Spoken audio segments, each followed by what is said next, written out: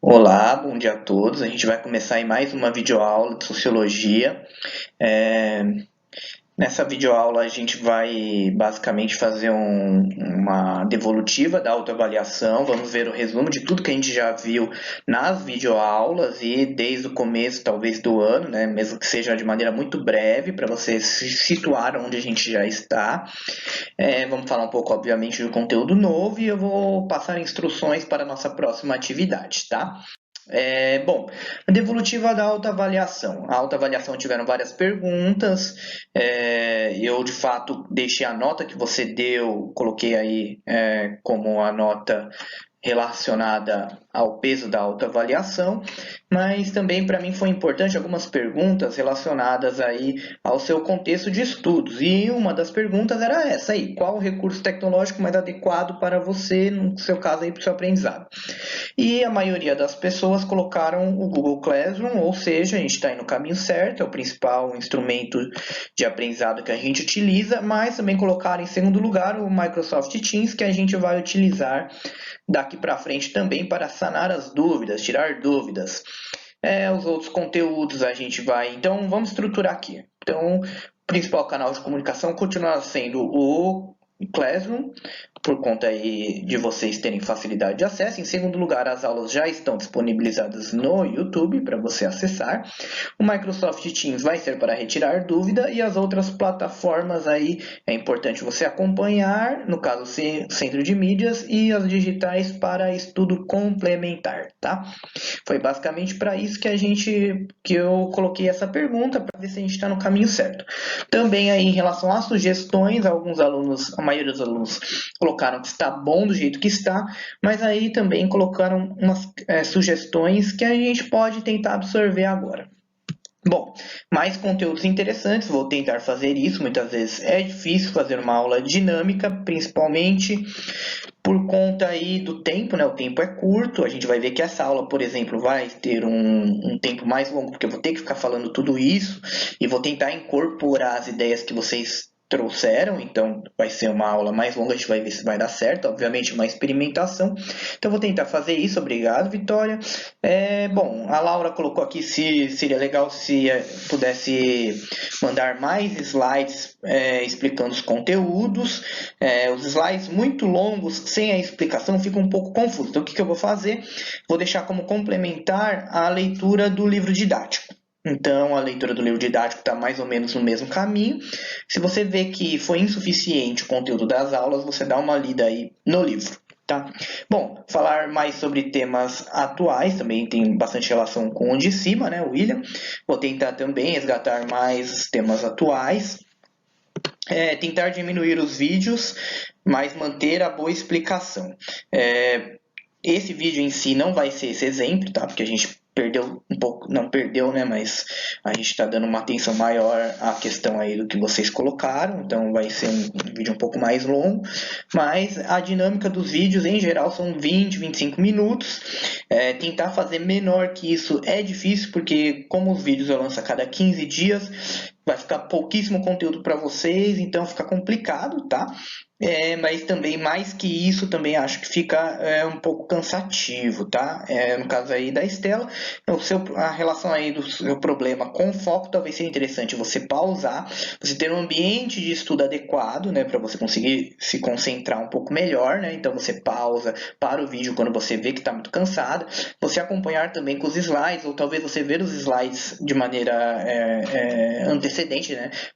Antes de iniciar a aula, você imprime ou você dá uma olhada nos slides que já são disponibilizados também no Google Classroom e para você tentar aí manter o seu foco, tá bom? Obrigado, né, pela sua opinião. Melhorar a qualidade dos vídeos, o Gustavo aí coloca. É difícil isso, tá? Porque os vídeos muito com qualidade boa, 1080, que é o que eu gravo inicialmente, fica muito pesado.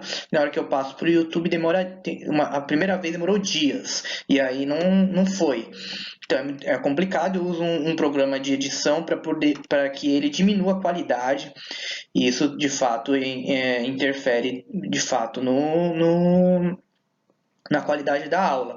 O que como sugestão para você, Gustavo, eu sugiro que você enquanto assista a aula, também tenha os slides abertos, que eles têm a qualidade boa, né, de imagem, e aí você pode ver, tentar acompanhar de maneira mais adequada, tá? Passar mais videoaulas. Essa questão de passar mais videoaulas, eu não quero sobrecarregar os alunos, por isso que eu acredito que as aulas quinzenais são suficientes. Se você acha que o conteúdo é insuficiente em relação a isso, também, conforme já falei, sugiro que vocês leiam um livro didático, tá? Como eu vou abrir também o canal para dúvidas no Microsoft Teams, a gente também pode conversar um pouco mais sobre as videoaulas lá. Tá. E as observações no conteúdo, vou também detalhar as observações no conteúdo, tanto aí no conteúdo do YouTube, né, na parte que você pode ler o conteúdo do vídeo, quanto também dos próprios slides, que vocês vão ver que estão mais detalhados. Bom, como que vai ser aí o seu estudo complementar, né, em relação aos slides? O livro didático, capítulo 17, que é o central, para o bimestre todo, não é só para esse slide, tá? E o capítulo 3, que é complementar. Bom, os slides aí que a gente já viu. O primeiro aí a gente viu sobre identidade cultural 1, né? No caso aí a gente fez uma recapitulação do que a gente já viu em sala de aula, o que é ciência, como que se desenvolve a sociologia na história, quais são as áreas de conhecimento da sociologia. Então, a gente viu basicamente uma introdução, né? Porque vocês não tiveram sociologia, a maioria dos alunos não tiveram sociologia no ensino médio. A gente vai ver aí o que a gente viu um pouco de maneira superficial e hoje um pouco mais aprofundado o que é cultura, também sobre dinamismo cultural, que a própria sociologia se pauta na questão da sociedade ser diversa, e por último a gente também viu de maneira bastante superficial o que é identidade cultural, que é a relação entre o indivíduo e a sociedade, a nossa personalidade.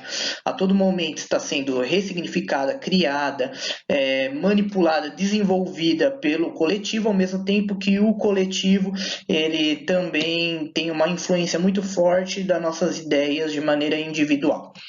A gente viu, e se você quiser dar voltar nesse conteúdo, você dá uma olhada aí na aula que já está gravada e o link está aí. A gente viu também sobre, no caso aí, no próximo conjunto de slides, né, o que são as matrizes culturais, basicamente são as bases da nossa cultura atual, e elas têm aí um processo histórico e geográfico, basicamente, né. Aqui no Brasil, por exemplo, as principais matrizes culturais são a portuguesa, por conta aí da colonização portuguesa, a indígena por conta dos habitantes que já estavam nesse território aqui no Brasil, e por conta também, por influência também da matriz africana, no caso aí os habitantes da África que foram trazidos de maneira forçada por conta da escravidão. A gente viu também, por fim, que essas matrizes culturais no Brasil têm uma relação de hierarquia, né? No caso aí, uma relação com base muitas vezes na violência, lembrando aí que os portugueses utilizaram da violência para dominar culturalmente e mesmo de maneira material, né, no dia a dia, os indígenas e os africanos que vieram para o nosso país.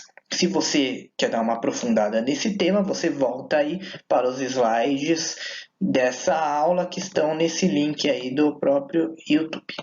Bom, vamos lá ao conteúdo dessa aula. A gente vai estudar hoje basicamente sobre tradições e símbolos. Vamos iniciar sobre o que é uma tradição ou, de maneira mais ampla e genérica, as tradições. Uma tradição é basicamente um conjunto de atos, ideias e principalmente regras que elas conseguem, a partir das gerações, se reproduzirem no tempo, ou seja, tem uma capacidade de reprodução histórica, tá? Então, elas são repetidas, né? São repetitivas ao longo do tempo e aí elas criam hábitos. A gente vai ver que as tradições nada mais são do que hábitos cotidianos e extra-cotidianos que as pessoas realizam de maneira constante, tá? É a partir da tradição que os nossos valores se tornam sólidos. Então, vamos pegar aí uma tradição cultural. A tradição cultural do beijo, de uma pessoa beijar a outra, significa no nosso país a afeição. Ou seja, significa que você gosta da pessoa. Se você dá um beijo, né, na boca de outra pessoa, muitas vezes significa que é um nível de proximidade alto. Se você dá um beijo no rosto da pessoa, você está o quê? É uma tradição de encontro, né? Você está encontrando com a pessoa, você está mostrando a sua proximidade com ela. Então, o que as tradições elas representam por trás? Muitos valores, ideias de uma sociedade que são reproduzidas no tempo, tá? A gente vai ver que o contexto das tradições e símbolos, elas estão dentro aí de um arcabouço amplo que define nossa cultura juntamente com o quê? Com as identidades, né? A diversidade cultural. A gente viu aí um pouco nas matrizes, as matrizes culturais falavam um pouco disso e elas continuam no tempo e espaço para definir o que a gente chama de cultura, tá?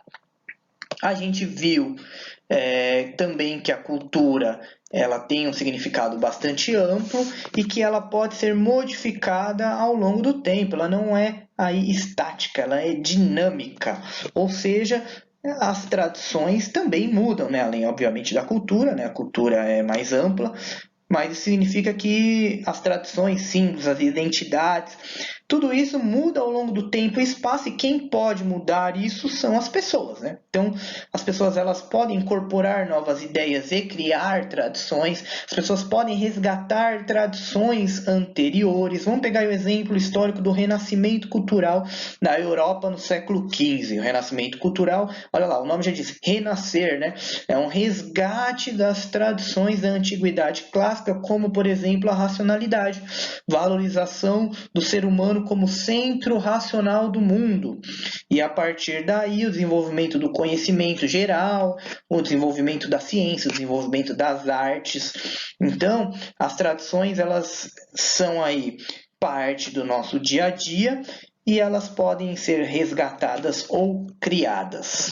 Bom, vamos dar aí alguns exemplos sobre as bases das nossas tradições, que são os hábitos cotidianos e extra-cotidianos. Se você dá uma olhada aí, eu coloquei alguns, são inúmeros hábitos cotidianos e inúmeros hábitos extra-cotidianos que podem variar de pessoa para pessoa, de local para local. Conforme aqui já está colocado, né? Eles mudam de povo para povo e muitas vezes eles podem também representar padronizações, né? Homogêneos, né? É a ideia de igual, né? De forçar uma igualdade, uma padronização de hábitos. Então vamos pegar um exemplo aí dos fast foods, né? Da alimentação à base de lanches, esse padrão alimentar que envolve também algo relacionado ao lazer, né? Não é somente a questão do comer em si, né? Ele reflete o quê? Primeiro, uma sociedade industrializada, que a comida tem que ser rápida, né? Porque você tem que alimentar rápido, seu almoço é rápido, ela vem, ou seu jantar, né? Sua refeição em si é rápida, ela vem aí dos Estados Unidos, né? No clássico lanche, né? No pão com hambúrguer, muitas vezes também o queijo, né? Uma pequena salada. E ela foi padronizada para vários países, né? Se você for ver, o McDonald's está presente em 90 países. Você vai também pegar outro hábito de padronização alimentar, que é o refrigerante, vamos pegar a Coca-Cola, né? Não estou fazendo propaganda, só estou dando alguns exemplos, né? A Coca-Cola também está presente em muitos países, né? Tem países, por exemplo, que a Coca-Cola ela chega de barco, né? Ou seja, é um lugar de difícil acesso, mas tem lá a Coca-Cola. Ou seja, é uma homogeneização dos hábitos, isso aí obviamente reflete nas nossas tradições, né? Retira, por exemplo, o fulano que bebia, sei lá, suco de maracujá todo dia, agora se tem a oportunidade de beber Coca-Cola e obviamente tem aí os seus laços tradicionais afrouxados, ele vai consumir Coca-Cola e deixar de consumir o suco de maracujá, um hábito do seu povo naquela geracional, né, ao longo do tempo. Um hábito tem uma característica histórica e prática de um povo, né? Ele é um exemplo de algo que foi feito de maneira histórico, né? Está ali há gerações, mas também significa não só a história, né? A facilidade da vida de um local, né? Por exemplo, vamos pegar lá os indígenas. Os indígenas eles têm aí o hábito muito desenvolvido, né? Uma habilidade, né? De fazer canoas. Por quê? Porque eles se deslocavam de barco, né? Pelos rios, né? Diferente, eles não tinham, por exemplo, o hábito de se deslocar de maneira rápida, com peso, por terra. Então, eles não desenvolveram aí a tecnologia de, sei lá, pequenos carros, né, não necessariamente motorizados, né, sistemas de carroça, não existia antes dos portugueses chegarem no Brasil. Então, o hábito ele também tem uma relação com a localidade. Os hábitos extra-cotidianos, a gente vai falar um pouco mais deles, né? Trazem novidades e situações que fazem as pessoas refletir sobre um determinado tema, sobre uma determinada situação cotidiana. Vamos falar aí um pouco de duas questões, esse aqui do balãozinho e depois embaixo. Olha lá, o momento atual é tão único que é uma mistura de cotidiano com extra-cotidiano, ou seja, a pandemia ela é uma mistura de hábitos cotidianos, ou seja, agora você tem que ficar em casa todo dia, mas também a mistura de hábitos extra-cotidianos. Você não tinha o costume de ficar por tanto tempo, espero que você esteja, né, em casa. Você ia para a escola, você saía com os amigos, você ia lá, sei lá, comprar um lanche, agora está tudo fechado. Ou, obviamente, começou a abrir agora, né? A escola ainda está fechada, né? Não está aberta para os alunos, então, de sentido presencial. Então, aí é uma mistura entre hábitos cotidianos e extracotidianos, e, obviamente, essa confusão vai gerar problemas psicológicos, né? Psíquicos, vai gerar problemas no seu corpo, problemas de interação social. Então, olha só, a gente está vivendo um momento único, provavelmente na nossa história, minimamente nesse século é algo único, tá? Obviamente, de maneira infeliz, né? Bom, vamos dar uns exemplos de hábitos extra-cotidianos que podem ser críticos, né? Eles podem criticar uma situação, conforme a gente já viu aqui, né? Eles fazem refletir aqui, que a gente vai ver de maneira crítica. Por exemplo, o carnaval. É assim, bastante claro, né, que as pessoas elas têm a possibilidade de ressignificar, ou seja, de entender a tradição de maneira mais ativa ou simplesmente de viver aquele contexto sem desenvolver uma crítica. Mas o carnaval ele carrega de maneira histórica crítica. Vamos dar aí o exemplo dos carnavais vamos pegar aí as escolas de samba, né? As escolas de samba elas têm por base uma crítica nos seus samba enredos,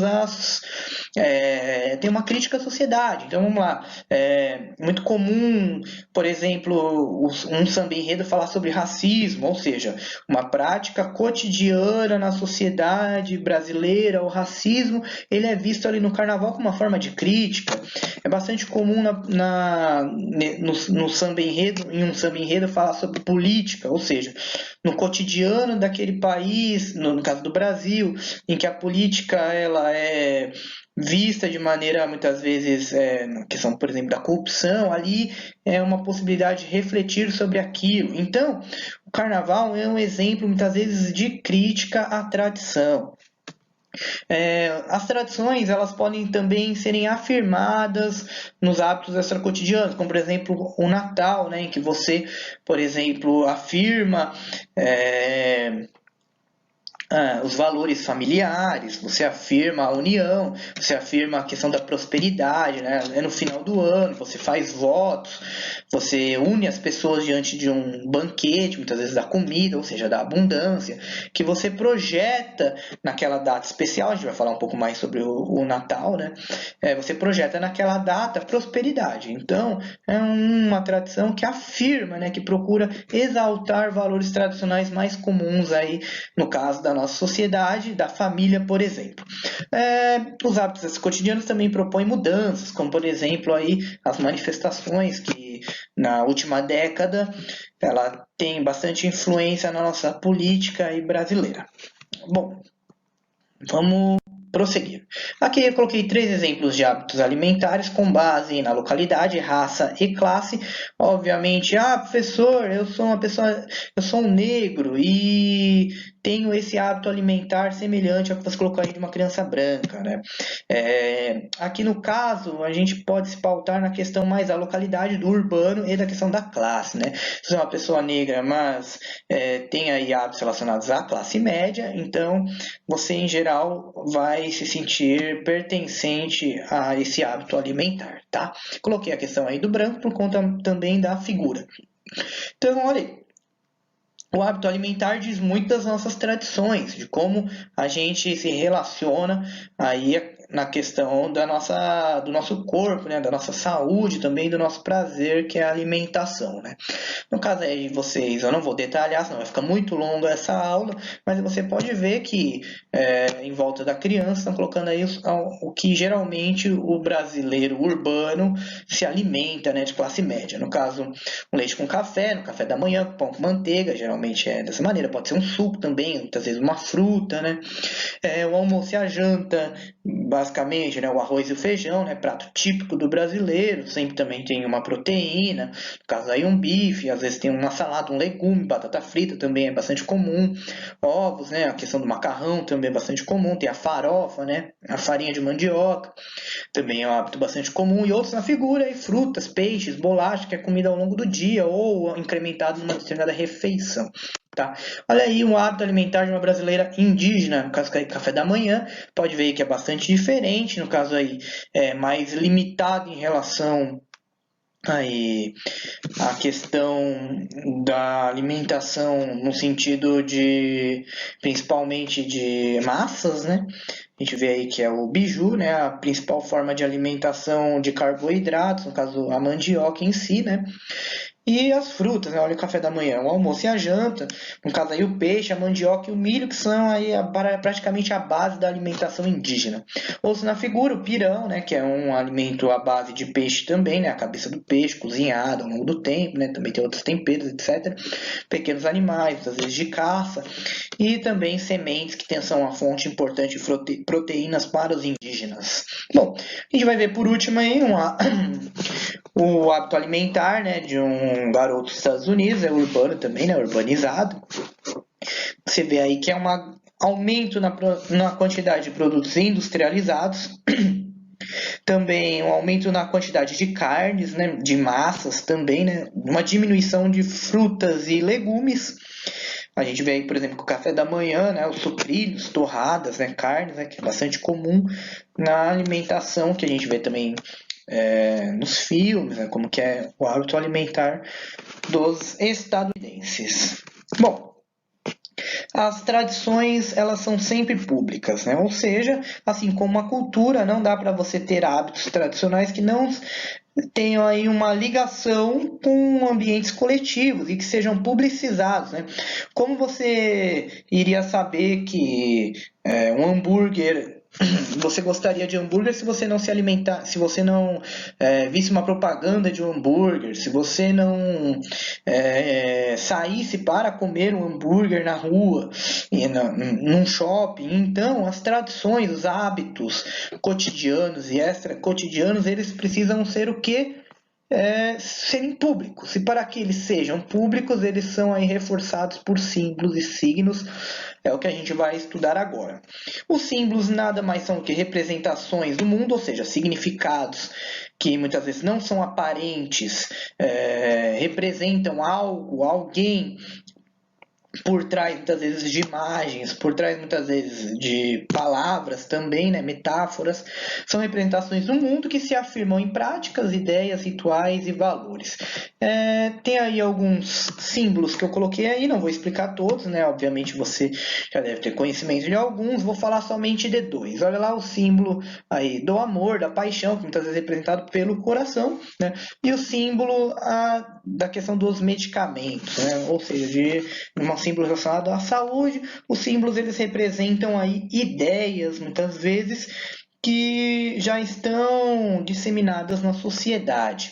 Bom, eu vou dar uma pausa nos slides para vocês verem um símbolo que representa uma tradição, que são aí os jogos de futebol, né? Os times. Olha lá, eu estou vestido a camiseta do Corinthians, eu sou corintiano, e olha aí, nesse caso aqui é um brasão é uma camiseta histórica, né? De comemoração de 100 anos, é o primeiro brasão aí do Corinthians, e esse símbolo ele representa uma tradição, ou seja, ele representa a tradição de um time que tem uma história, que tem aí algumas conquistas. Então, por trás de um símbolo também o que? Existe uma história, existe uma coletividade, né? Eles são passados de geração para geração. No caso aí, os meus familiares são corintianos, eu participei publicamente de eventos, já fui em estádios, por exemplo, comemorações que envolviam o meu time, ou seja, são passados de gerações para geração em questão histórica, são comemorados e feitos eventos de maneira pública. Essas são as principais características dos símbolos e das tradições que a gente viu nesse exemplo agora. Bom, a gente já conversou isso, né? Ligam significados, envolvem uma tradição e uma identidade já existente, envolve sentimentos, muitas vezes de um determinado grupo. Os símbolos eles são passados de gerações para gerações, já vimos isso também. E eu coloquei aqui um exemplo de um símbolo da modernidade, os emojis, né? Por quê? Eles representam a facilidade de comunicação, principalmente a comunicação online, né, a comunicação virtual, né? Representa também uma emoção muitas vezes também rápida, né? Por exemplo, sei lá, você manda lá uma carinha de raiva no WhatsApp para sua mãe, significa que você está há semanas com raiva dela, é uma emoção rápida também, né? Naquele momento, ela representa algo muitas vezes fugaz, né? Muitas vezes que não tem um laço mais profundo, né? Isso é uma qualidade que muitas vezes consideram aí ruim da nossa sociedade atual, né? De ser muito rápida, das emoções estarem sempre variando, sempre se renovando e nunca se fixam e geram não geram algo mais profundo, né, que leve as pessoas a viverem de maneira mais intensa.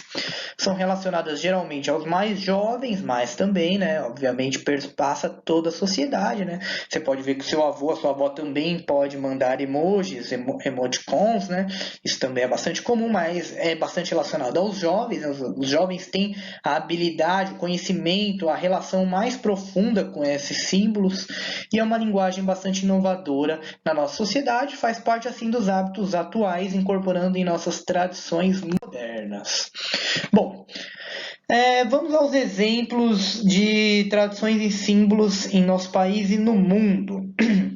Um breve resumo do que já vimos, né? Porque a partir de agora a gente vai ver mais exemplos, então algo mais dinâmico, né? Mais rápido. As tradições afirmam costumes, hábitos e valores de uma sociedade reproduzidos no tempo, mais uma vez, né? Estou repetindo o que eu já falei. Os símbolos carregam significados que resgatam emoções e ideias de uma tradição, ou seja, eles sempre voltam, eles sempre procuram resgatar um sentimento vivido, ou um sentimento que foi passado de geração para geração, dando mais uma vez o exemplo do futebol, né? Por exemplo, agora a gente está vendo aí na quarentena que não está tendo aí futebol na televisão. Então o que eles passam? Eles passam os jogos que resgatam emoções e ideias e tradições, resgatam emoções e sentimentos de um determinado time, como por exemplo, sei lá, a Libertadores do Palmeiras, que o Palmeiras ganhou determinado ano, o Mundial que o São Paulo ganhou contra o Liverpool, o Mundial do Corinthians com o Chelsea. Então, olha aí, ó. A pessoa, ao ver aquilo, né, ao assistir aquele jogo, ela vai resgatar emoções e ideias relacionadas à tradição do futebol, que é bastante presente em nosso país. As nossas identidades estão totalmente relacionadas, né, com as tradições e símbolos culturais. país. Bom, vamos ver aí algumas imagens. Aí está uma imagem de uma propaganda da Copa do Mundo de 2014, feita na França em relação aí à nossa Copa do Mundo. Você pode ver que aqui tem vários símbolos que representam tradições brasileiras. Vamos a alguns símbolos. A própria bandeira, né, que é um símbolo do nosso país. O hábito aí de jogar futebol, né, do futebol também é uma tradição bastante comum no nosso país, um hábito bastante comum. A questão aí da praia, lazer, né, se divertir em ambientes abertos, um hábito também comum do brasileiro, o próprio carnaval, a questão aí das festas, como o carnaval e outras festas, também hábitos aí extra cotidianos brasileiros, a musicalidade, principalmente no samba, né? O próprio, né, pagode, ultimamente o funk, né? Também resgata aí hábitos brasileiros. Olha aí, um hábito alimentar, a questão do café, também um hábito relacionado à nossa economia, a produção de café, a nossa relação muito forte com a natureza, principalmente aí da questão da localidade, né? Aí também outro exemplo aí da natureza, a própria religiosidade, pode ver aí o símbolo do Cristo Redentor no Rio de Janeiro, né? A própria cidade do Rio de Janeiro, uma das cidades mais conhecidas do mundo, que remetem aí ao nosso país. Olha aí, vamos pegar aí um exemplo da atualidade de ressignificação de símbolos, ou seja, os símbolos estão sendo muitas vezes refletidos e sendo recriados, né? Olha aí, a gente está vendo uma estátua sendo jogada no Rio do movimento Black Lives Matter, né? Na verdade, o movimento é nos Estados Unidos, a reverberação desse movimento na Inglaterra. O que os manifestantes viram? Que tinha lá uma estátua de um traficante de escravos inglês numa cidade, não me recordo qual que era a cidade. Essa estátua estava ali, e as estátuas elas remetem aí, obviamente, são símbolos históricos de uma tradição de um povo, né? Remetem a questão aí da Inglaterra, ela ter promovido durante muitos séculos ela ter promovido aí o tráfico de escravos, né? Esse traficante de escravos ficou conhecido e fizeram uma estátua dele no passado por conta aí dos protestos antirracismo. O que eles fizeram? Colocaram abaixo a estátua, picharam, né? Não sei se você está vendo aí, né? E estão jogando no rio para que ela não seja resgatada. Então esse símbolo está sendo o quê? Ressignificado, né? Bom, olha aí, atente aos símbolos. Todo símbolo tem um significado, seja muitas vezes ele facilmente perceptível, ou seja, que ele seja percebido com facilidade ou não, né? No caso aí, o símbolo ele ficou mormente, ou seja, ele ficou dormente muito tempo. Depois, com essas manifestações, vieram uma reflexão de que aquele símbolo refletia ao racismo e foram lá e derrubaram esse símbolo. Remete a questões históricas, a gente já comentou isso um pouco na imagem, né? Sentimentos, evocações coletivas, um sentimento de revolta da população a ressignificar esse símbolo, né? E afirma a identidade e tradição desse povo. No caso, a gente já viu na questão aí histórica dos ingleses terem praticado com bastante intensidade o tráfico de escravos para diversos países no Atlântico. Bom, um exemplo tradicional, extra cotidiano, central na nossa sociedade é o Natal, né? Ele é relacionado aí à prática relacionadas à vida de Cristo, né? Então, mesmo que você não seja cristão, você acaba sendo envolvido pelo Natal, seja porque ele é um feriado, né? Um feriado nacional, em que é um dos poucos feriados em que praticamente tudo para, né? Ou seja, mesmo que aquela empresa não seja não tenha lá o chefe como o empresário como cristão, ele vai parar provavelmente. Então, mesmo que você não seja cristão ou não esteja de acordo com os valores cristãos, você acaba sendo influenciado por essa prática, por essa tradição, na verdade, né? E o que simboliza essa tradição? Ela simboliza o nascimento de Jesus, né? Na verdade, é colocado como nascimento de Jesus, significa renovação, significa união, em que as pessoas param para confraternizarem, pensam em renovação. Obviamente que essa tradição mudou e muda ao longo do tempo, então foi incorporado elementos além do que simplesmente essa questão da bondade, da reciprocidade, né? Se a gente for pensar a questão da troca de presentes, né? A troca de presentes significa o quê? Significa a reciprocidade. Você está dando algo a alguém esperando de alguém também algo, ou seja, você está mostrando para aquela pessoa que você se importa com ela, ao mesmo tempo que aquela pessoa está mostrando que se importa com você. Obviamente que essa tradição pode ser modificada no sentido de ser algo material, né? Ah, nossa, somente me importo com presentes materiais, é muito comum, né? Naquele estereótipo da criança, né, que só pensa em presentes, né? De um modelo de sociedade relacionado ao consumo, ao consumismo, né? A ideia do Papai Noel, né, que poderia ser uma figura de bondade, de renovação também, muitas vezes é aliado somente à questão dos presentes. Então, a gente vê um claro exemplo de que a tradição pode ser modificada no tempo, pode ser ressignificada, pode ganhar novos significados de maneira constante a todo momento, tá? Quais são os símbolos do Natal? A árvore de Natal, né, o boneco de neve, lembrando que muitas vezes esses símbolos são importados. Aqui no Brasil a gente não tem o modelo de pinheirinho, né, a árvore de Natal, no caso aí é um modelo importado. Os bonecos de neve, a própria questão da neve aqui no Brasil, são pouquíssimas cidades, né, pouquíssimos lugares onde neva, então esses são símbolos às vezes importados principalmente da Europa, né, Europa e dos Estados Unidos, principalmente da Europa. As tradições elas são mais lentas do que as inovações, né, ou seja, a tradição ela resgata um passado, né? Então, para ela se modifica, obviamente, a gente já comentou disso, mas ela é mais lenta, né? Então, ela demora um pouco mais para se modificar, só que isso está acontecendo cada vez mais rápido. Essa lentidão está sendo apressada por conta da modernidade. A modernidade faz com que as tradições sejam desmontadas e recriadas cada vez mais rápido. A gente já conversou um pouco disso. A globalização e o nosso sistema econômico predominante no mundo são exemplos exatamente disso. Olha aí uma imagem, né, de um símbolo, né, um estereótipo até, né, do que seria o Natal. Muitas pessoas sequer aí têm possibilidade de ter tudo isso, né?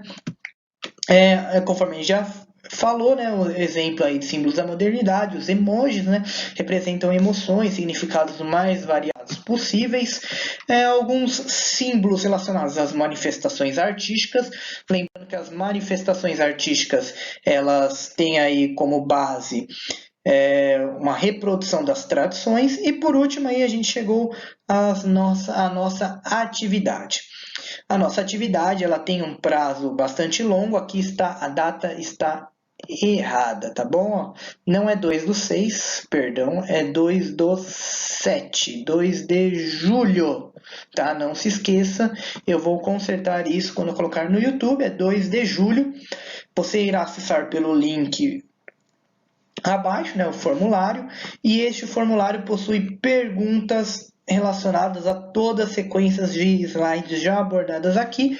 Identidade cultural 1 e 2 são as aulas anteriores.